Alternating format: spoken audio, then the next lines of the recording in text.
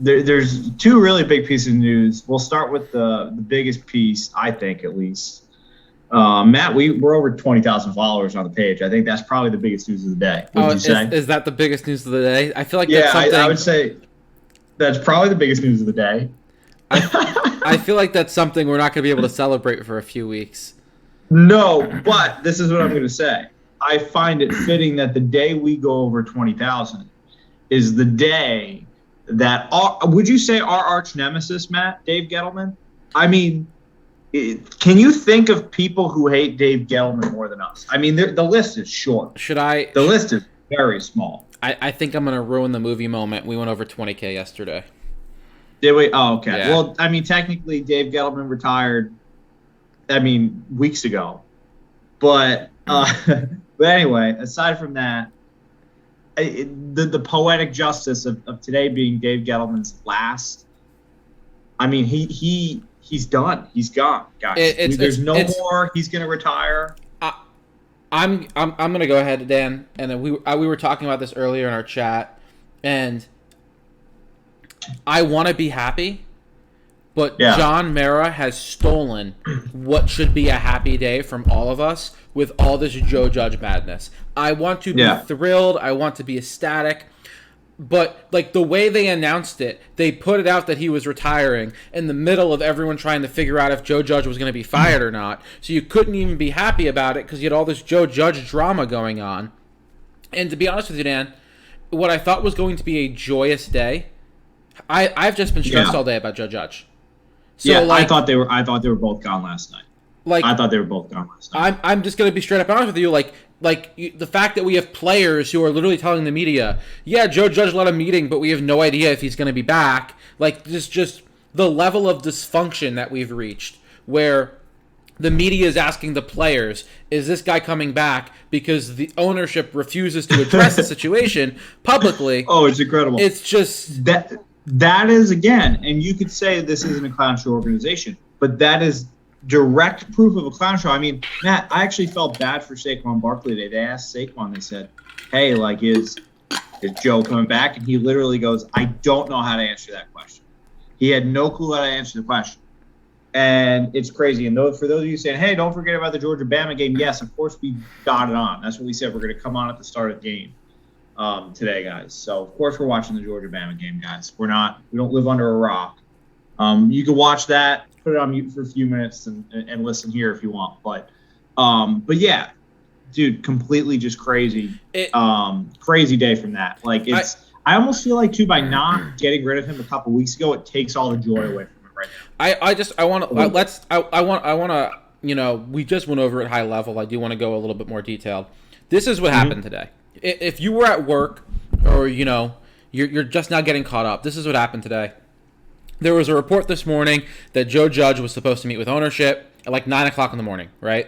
That would ultimately help decide his fate. That meeting didn't happen. We don't know why it didn't happen.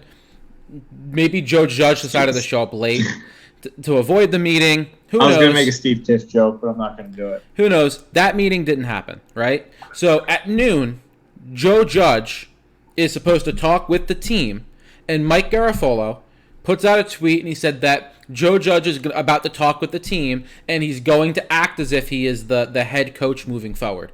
So Judge basically said, if you're not going to fire me, which is fair, if you're not going to fire me, I'm just going to act like I still have the job. Yeah. I'm just not going to acknowledge it. I mean, honestly, that's a bold move. I kind of respect it a little bit. I mean, he's just doing his job, right? He has the key card still works. He's just doing his job. So Judge is addressing the team, right, at 12 o'clock. Somewhere around there, Mike Garafolo then clarifies and says that, Judge still has to meet with ownership. No decision has been made, whatnot. Sometime, I think Gettleman went in and addressed the team at noon as well, told the players he was retiring. The Giants officially made their announcement that Gettleman is stepping down and retiring. And then there were rumors. This is not a confirmed report, and actually I'm the only one reporting this, that when Gettleman said he was retiring, Daniel Jones started sobbing and said he's never going to get that second contract he thought he would get. He started sobbing in the room. No, there's probably no truth to that, but here's the thing. The official statement the Giants released about Dave Gettleman makes absolutely no mention of Joe Judge. Did not mention him once. Giants ownership has again puts out a statement, does not clarify what Joe Judge's job status is. So the media then gets access to the players. Joe Judge, by the way, not available to the media. Yeah, the Giants don't want Joe Judge talking to the media. The player, they get access to the players. They ask every single player if Joe Judge is still the head coach, and every player is basically like, he's acting like he is, but we don't know. So this is a clown show, and this is a clown show. Is. Like if you think about it, it's so dysfunctional. Like, and to put the players in that spot, for the players to basically have to answer questions about their boss, not knowing if their boss is actually still their boss or not, it's truly something that only the 2010s and 2020s New York Giants could accomplish. Like, it's truly pathetic, and it's a whole new level of pathetic. It amazes me that the Giants let the players talk to the media without making this decision on Joe Judge, and the players have no idea if Joe Judge is still the head coach. They're basically saying that Judge did not make some sort of declaration that he's coming back in 2022. I mean, you could tell the players are frustrated because obviously they just want answers, right? But we're like 12 hours away from Joe Judge releasing a press statement that's going to be like, I'm going to coach until my key card works.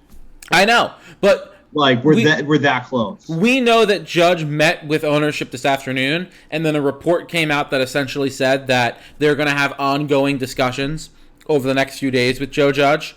But essentially, in the Giants press release about Dave Gettleman, John Mara literally said in the press release that the next GM will have full authority over the coaching staff, which leads us to believe that I don't think we're going to get an answer on Joe Judge today, tomorrow, or anytime soon. I think it's going to be, if it takes 7 to 10 days to get a GM in position, I think that's a fair estimate. Would you agree, Matt? Yeah, I mean, and the only thing I can think of is Joe Judge, who, prides himself on being respected and culture and whatnot, basically walks into John Mara's office and says, are you going to keep me or not? Because, at this point, the Giants have 1 foot out the door, 1 foot in the door. It's not really fair to Judge either, for being totally honest. It truly is not really fair to Judge. And you know what? I want to say Judge is not a bad person. He does not seem like a bad guy at all. He just seems like a guy who wasn't ready for this job. They hired a special teams coach to be the head coach of the Giants, and that's just not something that they should have done. You know what I'm saying? Like, it's just not something that they should have done. So that whole bit, that everything that happened with Judge, and it's 8 o'clock at night, and it's been 7 hours since we've heard anything about Judge, really. 6 hours maybe since we've heard anything about Judge. We know absolutely nothing about him. We have no idea. Part of me thinks that because of the delayed GM search, they're going to be forced to bring back Judge, and it's going to be a fraud GM search to find the GM that's going to take Judge. And the other part of me thinks that, Joe Judge is gone because no GM is going to work with him, and if John Mara is honest with himself and they hire the best possible candidate, the best possible candidate's not going to want Joe Judge as his head coach. They're going to want to handpick their own head coach. It's a mess. It's a dysfunctional mess on a day that we were supposed to be celebrating the end of the dysfunction. Things have just been more dysfunctional. And that's to the point. It's like, I don't think that the constant change is what breeds dysfunction with this team. I think it's dysfunction that breeds more dysfunction. So whoever the new Giants general manager is, you have a big mess to clean up. But the number one goal and the number one thing you need to make sure you do is create a franchise that is functional again. Because right now, this franchise is broken. I mean, there's no way around it. It's a broken franchise. Every system, process, it's completely shattered. They can't even communicate to the players or to anybody if Joe Judge is still the head coach. So, and you know what, Dan? It's been a comical day, really. The NFL fans and the media have been taking shots all day today, right, at Stephen Ross, the owner of the Miami Dolphins, because he fired Brian Flores. But if you go and read what he said about Brian Flores, he said that because of Flores, that the organization does not align the way it should.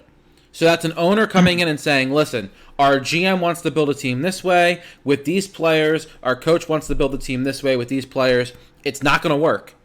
So, I guess, you could sit here and say, well, okay, well, he made the wrong choice. He should have chose Brian Flores.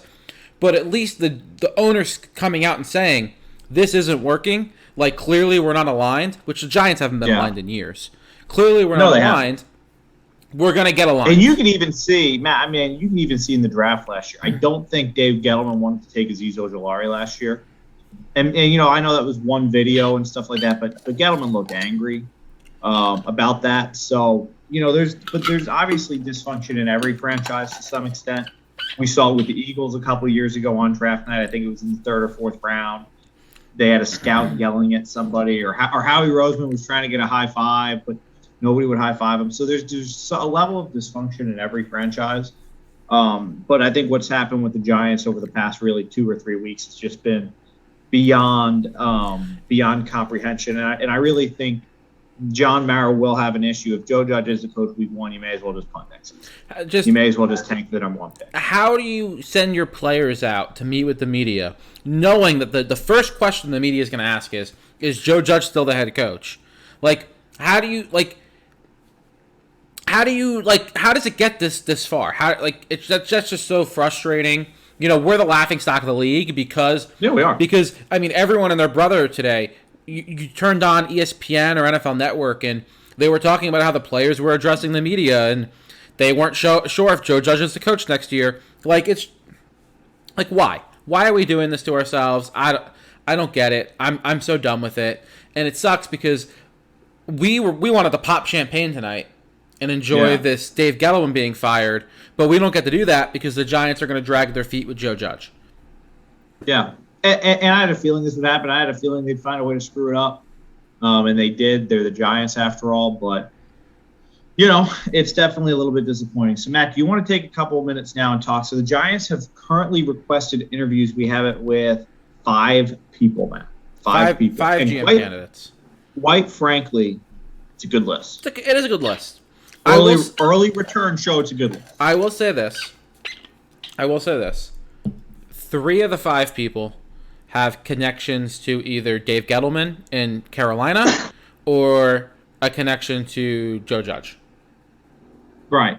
But I think independently, though, because who is it? Schoen and Austin Fort and Cowden all have connections to Judge? Those 3 do. Oh, no. Schoen and Cowden both worked in Carolina with Gettleman. Okay. And then Austin Fort worked in New England with Judge. Right, but I think independently, though, they're at least Schoen and Austin Fort are very impressive candidates. And so is Cowden. Independent of that. And I think that the important thing is that they've gone and worked under general managers that aren't Dave Gettleman and whatnot. And they've Austin Fort's been a part of New England, and he's been a part of the Titans, who have been a good franchise these past couple of years. Right. It's a good list. Do you want to go through them one by one? Yeah, let's go through one by one. Let's start with Joe Schoen, because I think right now out of the list, he's probably my number 1 choice. I think he's probably mine as well. I'm going to go ahead and say this, though. With how the list is, we've said this. This is the type of list, Dan, where we're going to give this guy a few years before we start calling for his head. 100%. With this kind of list, yes, because – and I think before we dive in, we should preface this by saying, for those who didn't hear – guys, Kevin Abrams is not on this list as of right now. Obviously that could change with the Giants, but it really looks like the Giants are going to actually hire from outside the organization for the first time in over 40 years, which is incredible. Not only that, but the Giants are it sounds like they're going to try to see if Kevin Abrams will still be a part of the staff in some way, shape, or form. I do think this is going to be unpopular opinion because people are going to get mad. I do think that Abrams probably has value as a cap/negotiator. And before someone says, oh, well, the cap is so bad, remember, just because Kevin Abrams is managing the cap doesn't mean he's making the decisions. So the fact that the Giants were able to sign all these players and push all this money into future years is a sign that Kevin Abrams actually did his job well, because they were able to execute on Dave Gettleman's plan and money wasn't really an issue. It's not... Because the cap space is still on the GM, right? The GM is still saying sign this player. the fact the Giants were able to operate with such a tight cap and make so many signings with such a tight cap is probably actually a credit to Kevin Abrams. Well, and because, they also had to give Logan Ryan, and they had to kick a lot of money down the road. They did. Like Martinez. And again, I'm not sitting here saying that Kevin Abrams should be the GM. I'm not sitting here. I'd be perfectly fine with him being fired, but I'm not going to riot if the Giants say, yeah, we're stripping away his assistant GM title, and he's just going to be a cap guy with no personnel say. Yeah, I'm fine with that, and that's fine. I don't have an issue with that either. All right, so let's get your list. So Joe Schoen, he's the Buffalo Bills assistant GM.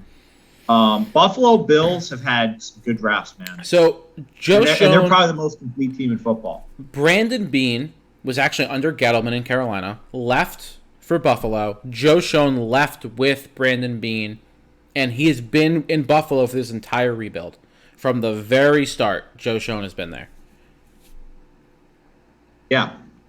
And let me tell you what. So would you say the rebuild started in what? 2018 probably would be like the first year of their rebuild when they took Josh Allen? I think they all arrived the year prior. Okay, so 2017. Because they arrived with McDermott, which I believe was 2017. Because McDermott had the year before, right? With Tyrod Taylor? I believe so. Let me look. I don't know. I'm fairly confident that John McDermott was 2017. 2017. All right. So that is the year they took Tre'Davious White. In the first round, they also took Zay Jones, who's at 37, not a good pick. Not going to go through pick by pick. But the thing is that they've been able to get some pretty good players like Tremaine Edmonds and Josh Allen and Ed Oliver and Dawson Knox in the third round. Like, they've been able to find some good players later in the draft. They made a decent trade that got landed them Stephon Diggs, right. A solid trade. One guy, honestly, Dan, you skipped over that 2017 draft too quickly because Deion Dawkins is a very good tackle at left tackle. Yeah, he's their left tackle. And Matt Milano is one of the better linebackers in the league as well. And Matt Milano was a 5th round pick. And Nathan Peterman, Matt, is the most hilarious player in the NFL, and he drafted him too. So I got to give him credit. And why I'm pretty sure Wyatt Teller is a starting lineman for Cleveland now. I think he's the Browns starting guard, and they took him in the 5th round. Ray McLeod still playing for the Steelers. I was going to say Wyatt Teller just signed the massive deal as well. I'm pretty sure he signed like a $50+ million contract. I mean, these are all guys that Joe Schoen, his staff drafted. So yeah, and on top of that, the Bills have done a good job. They haven't given out a ton of bad contracts. Buffalo is not an easy place to recruit free agents to, simply because it's Buffalo. They have horrible state tax in New York. It's very cold up there, but they've made it work, and I think they might have the most complete roster in the NFL. Buffalo. From top down, and I think the icing on the cake for Buffalo, they don't value running backs, which is incredible. No, they don't value running backs at all. It was really nice to see about is the fact that it was a team that wasn't, I would say, in the best shape. Buffalo wasn't in the worst shape, but they weren't in the best shape. They were in bad shape, and they're now one of the best teams in the NFL. And that they're going to probably be a pretty dominant team moving forward. Yep, absolutely. So and because of that, he has to be one of the highest names on our board. Because he's been the assistant GM there. He is the number 2 in Buffalo. Right. So it's pretty cool. I definitely would say that's pretty cool. Would you say that's pretty cool? It's pretty cool. I just found Ryan Poles' LinkedIn, Matt. They all have LinkedIns. It's weird. All the NFL executives have LinkedIns. I love it. I just love it so much. But I could read right through Ryan Poles' resume. I was gonna say Ryan Poles is interesting because he was an offensive lineman. He played offensive line. I actually think at one point in time he played for Chicago, but I don't actually know if he actually played any snaps. But he's a Boston College offensive lineman, and he's been with Kansas City for a while. Forever. pretty much forever. He's actually survived like 3 different regime changes, because I think he was there when Pioli was there, and then Pioli got fired. I think it was Pioli who got fired. Dorsey took over, and then Dorsey got fired, and he stayed. Like these guys continue to say, "Oh, this is a valuable person in our staff. We can't let him go." That says a lot. Yeah. So the period of history that I want to really focus on for Ryan Poles, Matt, he was the director of college scouting from May 2016 to June 2018. So that means he will have overseen the 2017 and 2018 drafts. All right. So 2017, Matt, they traded up and he drafted a guy by the name of Patrick Mahomes. That is a good thing to put on your resume. Yeah. He also found Kareem Hunt in the 3rd round. And then in 2018, not the best draft in the world. I don't recognize anybody on their name on there. Breland Speaks, I think, is still around, but not. It's also important to remember that took Pat Mahomes. It's also important to remember that John Dorsey and Brandon, Veach have final say. Right. But not a bad thing to put on your resume, though, if you were the director of college scouting during those times. But he's been with the Chiefs since 2009, and that's a great franchise to model after for sure. So he's a good candidate. If we hired him, I'd be doing cartwheels. That'd be fine. Yep, I agree. Up next, you want to go? Let's look at the more intriguing one, Matt. Adrian Wilson, and then we'll go into the last 2 more traditional candidates.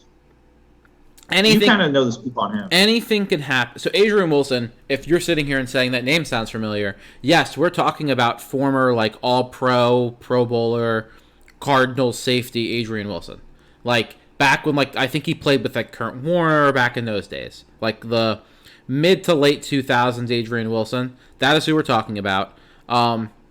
He quietly became a scout after he retired from the NFL, and he's been with Arizona, I think, as a scout for the last decade-ish. Including, he played as recently as 2012 in the NFL. Including the fact, I was going to say, so it's been about a decade that he's been on the Chiefs, a scout for the Cardinals. Yeah, he joined the Cardinals in 2015 as a scout for the Pro and Scouting College Department. And it looks like in 2019 he was promoted to director of Pro Scouting, and then now he's the vice president of Pro Personnel as of a year ago. So this is my opinion on this interview, right? It's the Giants are casting a wide net, which is great news. Yep, which is good. We are not going to complain. They're going to hear all sorts of different ideas. I don't think Adrian Wilson is going to get this GM job. I do think that, for Adrian Wilson, this is probably a big deal. I think it's his first GM interview. It gets him to, it's for a guy that's trying to build a career and could maybe be a GM in a few years, maybe. I don't think he's there yet. I would not riot if the Giants decided to hire him. Me neither. This is the Joe Judge of candidates from a few years ago. It's just out of left field. But I think there's a little bit more. No, there's not. There's not, because has he done in college scouting? He worked with the college scouting and the pro scouting departments from 15 to 19. And he settled with pro. And then he's the director of pro scouting. Yeah, I don't know. I think I want a guy with a more college scouting background, to be honest. This is the Joe Judge. This is the Joe Judge interview. Yeah. And that's not to say he can't be a good... we might end up being stuck with him because nobody else wants to. That doesn't say Adrian. That's not a knock against Adrian Wilson, right? He's only been in the. I thought it was right when he retired, from what I read earlier, that he transitioned in. If it was just in 2015, he's only been in the executive business for 6 years. It's not a very long time. But listen, I'm fine with him getting an interview. It doesn't mean he's going to get hired. It's good they're casting a wide net, right? That's 100%. Let's talk about the Tennessee Boys. All right. Yeah, let's start with Ryan Cowden, because I think he's the lesser known of the two here. So Ryan Cowden, 22 seasons in the NFL. Since 2018, he's been the vice president of player personnel and he originally joined the franchise of Tennessee, I'm reading right from the website, as the director of player personnel. He oversees all areas of the scouting department, both college and pro, including advanced scouting, free agency preparation, and evaluation of players in the NFL drafts and all professional leagues. So that's a resume right there. What year did he take over? He joined the Titans organization in 2016. But what year did he move into director of player personnel? So he originally joined as the director of player personnel in 2016. Okay. And then they made him a vice president, which is kind of for the same role. It's just kind of like a way of saying, "Hey, you're doing a really good job." I'm gonna be honest. I'm gonna be honest. Yeah. Tennessee's a good team. They've built a good team. Drafts are just okay. I'm trying to pull up. We'll go through it. 2016, they drafted Jack Conklin. When they also drafted Derrick Henry. They did draft Kevin Byard, who's fantastic.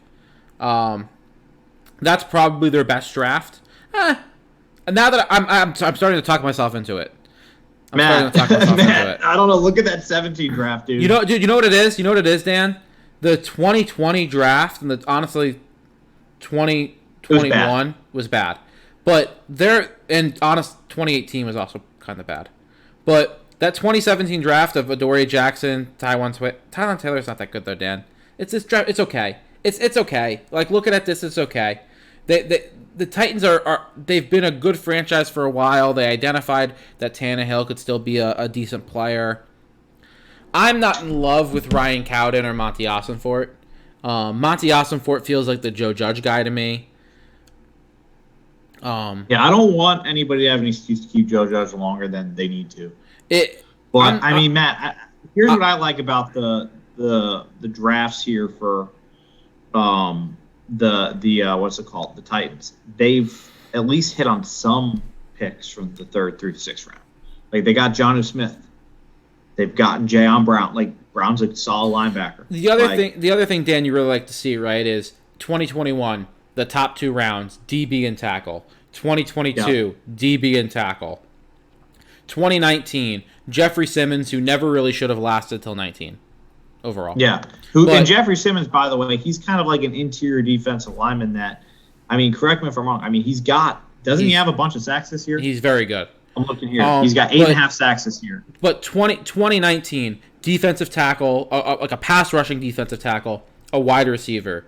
2018, an edge rusher and an inside linebacker. 2017, a wide receiver and a corner. Like, they value 2018 tackle, D-end. They value the right positions in the draft. Is the point I'm trying to make. They haven't always picked the right players, but they at least value the right positions, which is better than the Giants could say, because the Giants pick bad players at the wrong positions. So I'm intrigued by Cowden and Ossenfort. I'll be fine if they are the candidates. I will say they are below Joe Schoen and Ryan Poles. Yeah, on my list. Schoen is my number one for sure. Yeah, I would be. I'm number one. I'm fine with Ryan Cowden. I'm fine with Monty Ossenfort. I'm doing cartwheels for the other 2 guys. I don't know why we haven't requested an interview with. I don't know why we haven't Ed Dodds with Ed Dodds yet. They might just know. Hey, they might not want to get rejected publicly by Ed Dodds. I don't know, but. Or maybe it's because our friend Stan's been making fun of John Mara too much. And he's wanted Ed Dodds for 3 years. Just real quick, we're not going to dive into this, but former Giants quarterback Geno Smith was arrested for a DUI. Oh, that's nice. Not going to jump into that too deep. Quarterback. But yeah, so it's definitely interesting, man. There's definitely some interesting candidates. I'm sure we might hear 1 or 2 more over the next few days, but listen, the Giants kind of got to get these guys in, interview them this week, get their second interviews done probably early next week, I would think, and get this show on the road. You got to get a GM within the next 10 days, I think. Oh, yeah, for sure. And then obviously, it's one of the situations where if you don't figure it out soon, you're going to start missing out on head coaching candidates, which that's one thing we didn't talk about was what the coaching candidates would look like with these guys, and I think that's worth discussing a little bit, realizing full well that things can change. it does realizing full well that Joe Judge is probably going to be running quarterback sneaks on 3rd and 9 next season. It does sound like Joe Schoen. I'm not acknowledging that because I don't want to put that in the universe. Joe Schoen, when he interviewed for Cleveland a couple years ago, his plan was to bring Brian DeBull on as his head coach. Yeah, which would be again cartwheels. I don't think I'd be thrilled with Brian DeBull. Why is that? That offense is so Josh Allen driven. Yeah. And it's like okay, you have an amazing quarterback that does amazing things.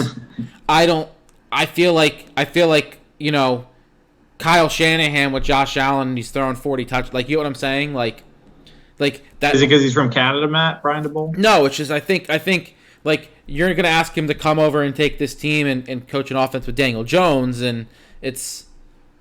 You're saying Daniel Jones isn't Josh Allen? 100% I'm saying that. I don't know if I love Brian DeBull, and I'm not saying that, Brian DeBull's, probably an upgrade over Joe Judge, but I don't think he's a slam dunk head coaching candidate. That's my point. Sure. He's also 46 years old. He looks like he's 60.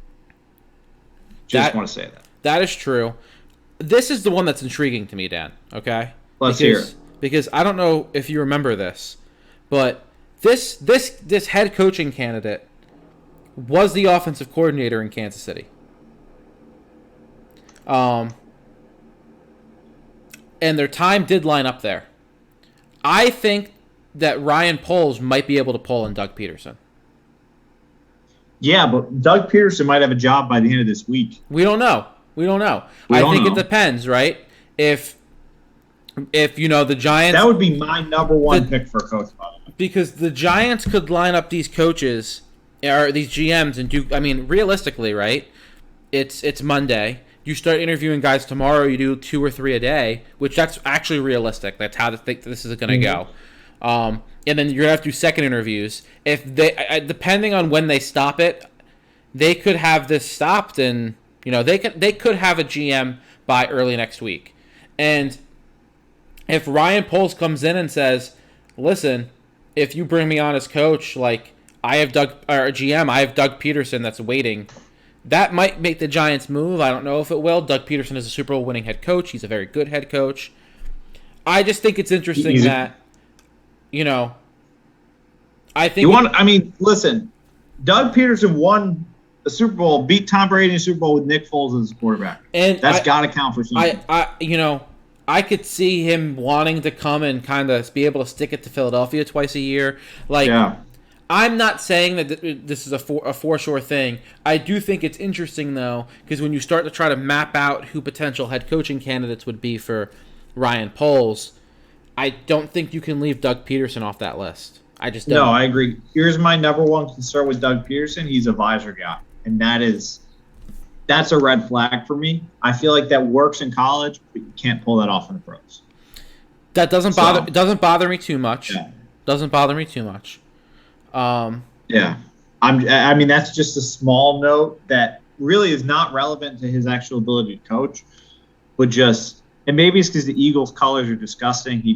It just didn't work for him. It wasn't a good look, but no, I'd be thrilled with Doug Peterson, man. I really would. And then, Matt, I'm going to throw another crazy little wrench out there. Why are we not making a push for Jim Harbaugh right now? Like, why? This is the prime time. Jim Harbaugh, listen, I don't think Michigan is ever going to have a better season than the one they just had. And that's nothing against Michigan. But I think that program is peaked. All right, Dan. I think that program is peaked. I'm going to cut you off here. We got 2 new names. Let's hear them. San Francisco 49ers assistant GM Adam Peters. And San Francisco 49ers director of player personnel Ryan Carthon. Or Carthen. Is it maybe. Rand Carthen? That's what I meant. I butchered that guy's entire name. I don't know either of these two. No, I don't. Let's look up Adam Peters first. We're doing this live. So if you guys are watching, this is brand new. This is brand new. Just found out. We don't actually know anything about these guys. We did not. We're finding out with you. We didn't prep for these two. This is like Peter Schrager just put this out. All right. So ready? So Adam Peters, he's 18th NFL season. He's the 4th as the vice president of player personnel for the Niners. So that's player personnel. He was with the Denver Broncos and was the director of college scouting for the Broncos for 2 seasons. And was the assistant director. So he started out as a scout with the Broncos. He worked his way up to assistant director of college scouting. Wait. You missed the first thing, Dan. He started out with New England.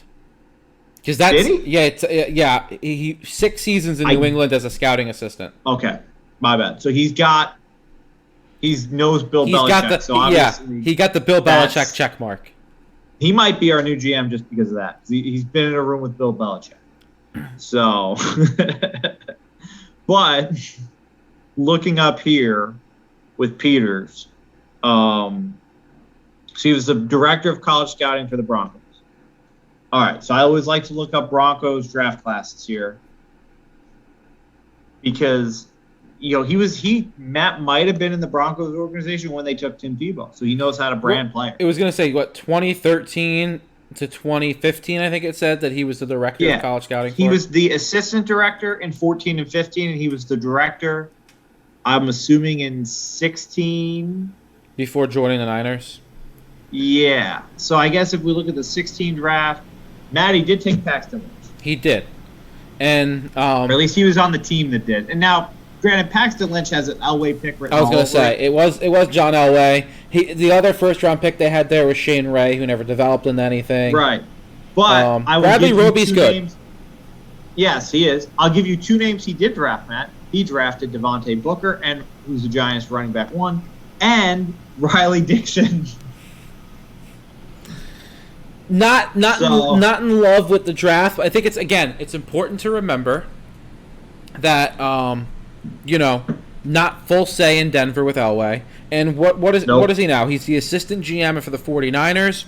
I'll say this, Dan. Niners have had some pretty good drafts since 2017. They took Trey Lance, who I like. They've been bold. The Niners are not afraid to be bold. They're not afraid to make a bold move. Remember the year? Didn't they fleece the Bears? They traded back 1 spot and got a bunch of picks from the Bears. Yeah, that was the Solomon Thomas year, and they also took Reuben Foster that year. They took George Kittle in the 5th round that year, and then the next year that 2018 class. I mean, Mike McGlinchey and Fred Warner were their 1st and 3rd round picks that year. Those are 2 excellent players. And I mean, Dylan Davis, who's a contributor on the page, they drafted his favorite player, Dante Pettis.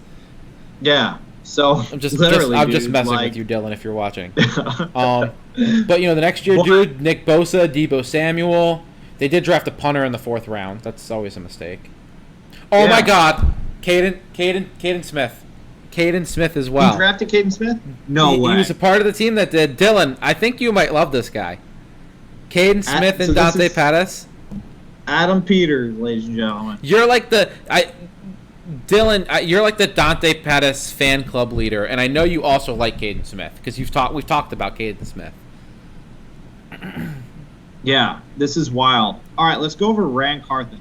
I gotta say, Matt, I looked up this dude's picture in the Niners on the Niners website. He's got the Robert Kraft collars, the blue shirt with the white collar, and I gotta say that's a baller look. Was he a former running back? Is that what I'm saying? He's a former running back for the Florida Gators. He played for the Colts. Yes, and he was a UDFA with the Colts. It looks like, yeah. So he might have gotten a Super Bowl ring with the Colts. Former University of Florida running back. Yep. So I mean that's pretty cool. So he knows Peyton Manning. Which means he knows Eli Manning. That's the connection. Which means he knows Eli. Which means that Eli Manning can give him the seal of approval or not. So he's had an interesting career. He started as a scout with the Falcons, a pro scout with the Falcons. Then he moved as the director of pro personnel with the Rams. And then he from 2012 to 16, and then it looks like he joined the 49ers after the 16 season. and he was their director of pro personnel. Now he's just the director of player personnel this year.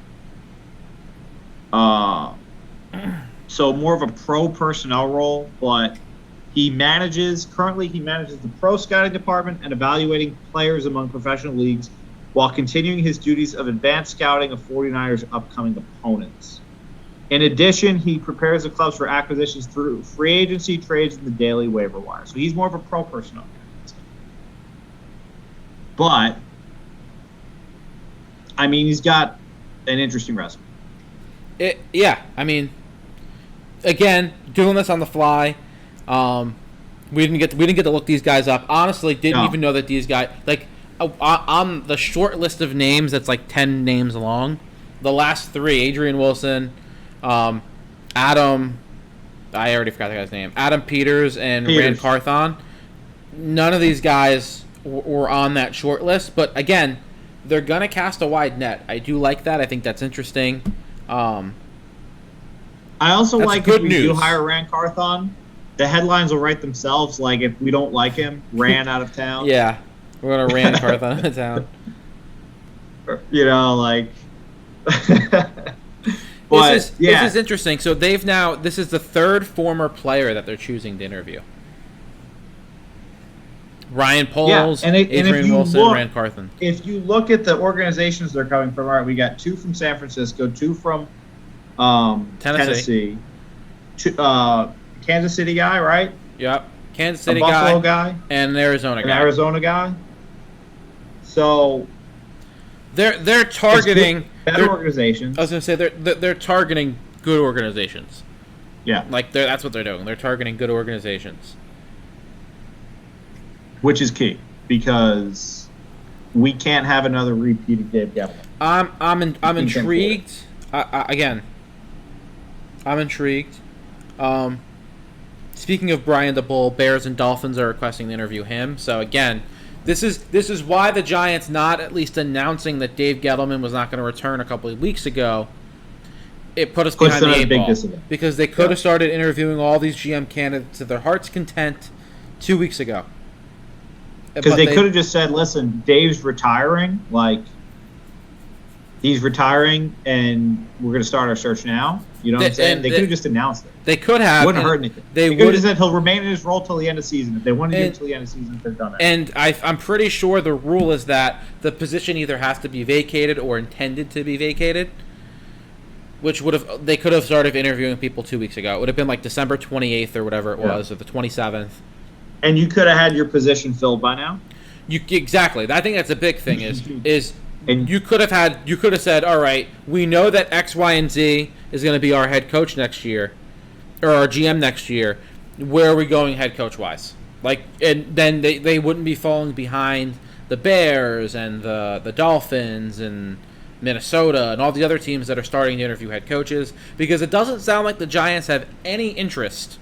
They don't have any interest in interviewing any head coaches before they have this GM role filled, and that's because they probably will not fire Joe Judge until the GM role is filled. I was gonna say, and it's because I feel like it's John. This is John Mara's way of saying that. Like, oh well, I guess we missed out on all the good candidates. I guess we may as well just do Joe Judge another year, right? Adam Peters or whatever. Like, I almost just feel like it's his way of saying. So one thing I'm saying, like, I wonder why the Giants have not requested permission with Ed Dodds. That's like the one name that's missing, and maybe they did. He shot him down, or maybe they know he just won't take it. So Rand Carthon is the son of former Giants player Maurice Carthon, who won 2 Super Bowls and like he won in the old timey Super Bowls. That's it. He's hard. That's enough for John Mara. That's enough for John Mara. He also played. He actually played fullback. It looks like. So, he was a fullback. Yep, played in the 80s and the 90s. Won Super Bowl in '86. Won the Super Bowl in 90, 91 or 91. Oh, you're saying Rand Carthon's dad? Yes. Yes. Gotcha. Well, listen, Rand Carthon had 13 rushes for 18 yards and 1 touchdown for the Colts in 2005, and he had 3 rushes for 4 yards and 1 touchdown for Indianapolis in 2006. So I think he might be a Super Bowl champion. And also his full name is Arandic Cornell Carthen. I like Rand. Rand's fun. He's running. I like Rand. So anyway, guys, this is about as deep of a search as you can go for a couple guys we just found out about 10 minutes ago. But yeah, I mean, not only a couple guys we just found out 2 minutes ago, but guys that weren't even on the list. We know nothing about these guys. It's interesting. It's interesting. The Giants they're really casting a wide net. Let's be real though, Dan. Right? Joe Schoen, Ryan Poles doing cartwheels. Yeah, like that's where Joe Schoen out of this list. I want Schoen or Poles out of this list. Now, obviously, the great news is that it's no internal candidates. They're not, trying to bring back some guy that was a part of the organization 10 years ago. It's outside candidates that have very little connection to the Giants, if at all. It's like all indirect connections at best. That's really good news. I just got a notification that popped up on my phone. Ernie Accorsi's interviewing for the position. Oh yeah, I bet. And you know what? There's been no Ernie Accorsi is going to help them hire the next GM either. Yeah, you're right. And listen, dare I say, credit John Mara for at least appearing to cast a wide net. Like, dare I say it? I mean, it's a very wide net. That's what this is. I mean, 7 names is a lot. They've already requested to interview 7 names. I still, maybe they know that Ed Dodds would say no.